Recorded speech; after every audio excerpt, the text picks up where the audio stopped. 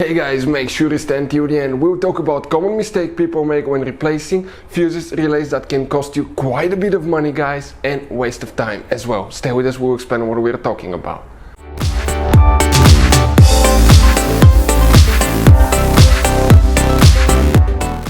Hey guys, welcome back to Auto Repair, guys. Thank you guys for watching and subscribing to the channel. Today will be super helpful video to any of you having a BMW, guys, 5 Series generation E60 E61 that you see here. These guys is the 5 Series BMW from year 2003 to year 2010.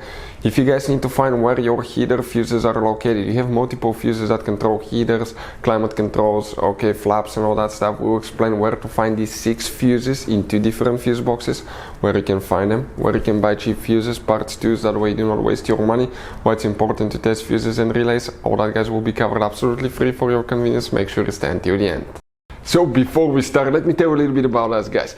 If you have BMW E60 E61, that generation 5 series, we'll be making a video about every possible fuse and relay. Why?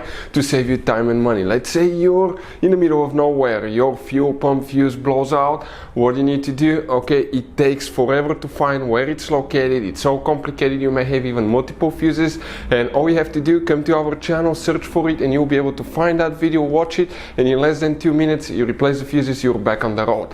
Something else, guys, every single car we get here at the garage, we try to make, guys, at least 200 to 300 free repair videos. We take them completely apart, we show you guys how to fix pretty much anything, engines, transmissions. Why we do that? Because our mission in the shop is to save you money, guys. We have more than 11,000 videos on our channels that can save you quite a bit of money.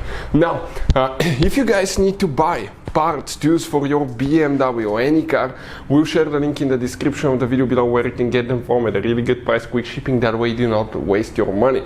And if you need to buy cheap fuses, relays, anything for your BMW, links will be shared as well. So let's continue now.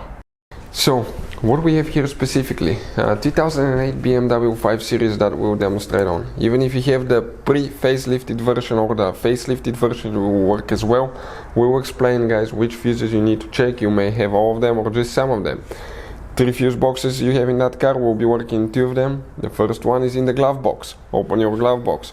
Behind, on the back side, you have, guys, that rectangular cover that attaches with 2 turning knobs, one on the left, one on the right side. Twist them 90 degrees, remove that cover, you'll get to a fuse box that's located directly behind the glove box. That's what it looks like. Before we guys continue, let's explain why it's important to test fuses and relays.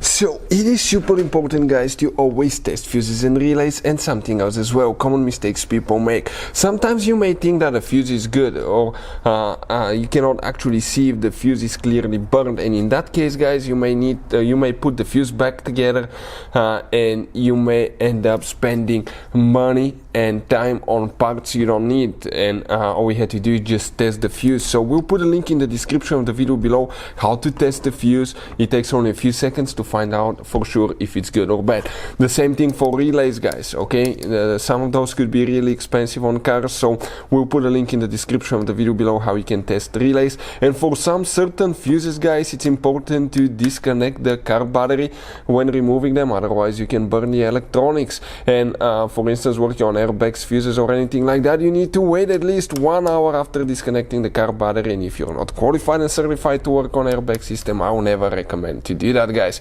But when disconnecting the car battery, guys, okay, common mistake people make, it's important to know which battery terminal you reconnect first. If you do it the wrong way, you can burn electronics modules. How we know about that? We burn before the traction control module on BMW that cost us $2,000, guys. So we'll put a link in the description of the video below which battery terminal to disconnect first. Check it out for your convenience. So what we have here now, if you look right here in that row of fuses, fuse number 1, 2, 3. Fuse number 3 is one of them that you need to check. Then you come in that bottom row, that's 10 and up, fuse number 10 and up. So on the bottom side of every even fuse you have a number that indicates the fuse number, 10, 12, 14, 16, 18, 20 and so forth.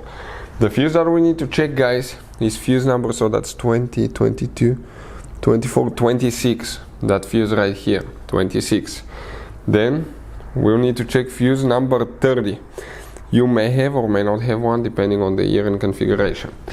Then you need to open the trunk on your BMW 5 Series. In the trunk, guys, right here, you remove that cargo, that liner right here, that cover. Remove that cover and you will see a fuse box. Depending on the year, you may have two different kinds. We'll show you about each one of them. Now, if we zoom in a little bit, okay, let's explain what we have here. The first one that we need to check will be, guys, okay, let me show you now, 51, 52, 3, 4, 5, 6, 57. Fuse number 57. Then we need to check fuse number 64, right here. 64 and fuse number 89. That's the fuse on the top right here. Now, if you have the later years, you have this kind of fuse box.